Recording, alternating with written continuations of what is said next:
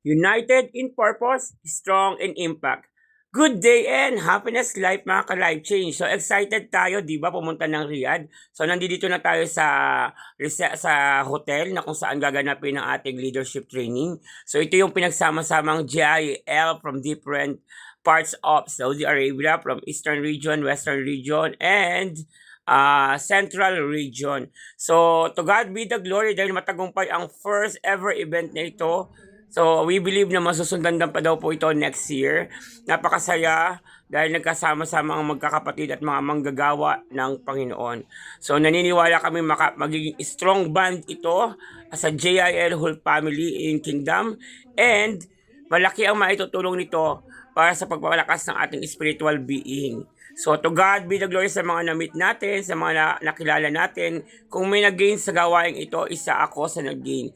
Dahil nakita ko ang quality ng pagiging servant ng Lord. Okay? So, pagpatuloy natin ang paggawa ng mabuti, ipagpatuloy natin ang pagpupuri at pagdakila sa Panginoong Jesus dahil we believe Jesus Christ is Lord in whole world. Okay? Kaya po, patuloy po natin gagawin ito, patuloy po tayong gagalaw sa ating Panginoon at patuloy natin pagyayamanin at pag-expand.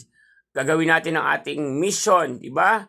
To share the gospel to everyone, okay? To God be the glory sa ating mga pastor, sa ating mga manggagawa na talaga namang nagbigay ng time, effort sa gawain ito. To God be the glory dahil naging masaya, busog na sa spiritual, busog pa also sa physical. And maraming salamat sa nag-occupy ng hotel para sa aming lahat. Thank you so much kasi naging masaya yung vacation natin. Hindi tayo na-bore kasi kakaibang experience yung na-encounter ko. Hallelujah and to God be the glory. Jesus Christ is Lord in my life. Jesus Christ is Lord in my family. Jesus Christ is Lord in my career.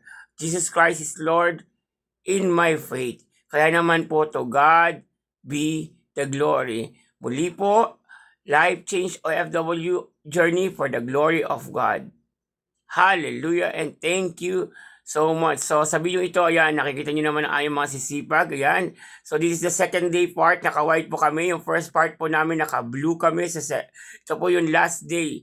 So, ang second day, tapos yung third day namin, kakain lang kami breakfast, then uwi na. Kaya naman maraming salamat sa pag-view, like, and share, comment down below. Talaga naman nakaka-bless, di po ba? United in purpose, strong in impact. So yan yung mga event po namin na naganap. So thank you so much. God bless to everyone. Till we meet again in God's time. Yan po. So hallelujah. Salamat sa aming putihing pastor, country pastor. Ayan po. Ang mag-asawa talaga naman pong blessed na blessed kami na ma-meet ko rin po yung si Pastor Robert at si Pastora Nancy. Salamat po and God bless. Ayan. Happy family na po. Ito yung Damam main po. We travel from Kingdom Tower, Riyadh. So nag-picture muna kami dyan for memories. Okay? Insert sa nawala kasi busy po sila. Ayan. And to God be the glory. Thank you so much. And happiness life mga ka-life change. Subscribe, follow, like, and share. Thank you.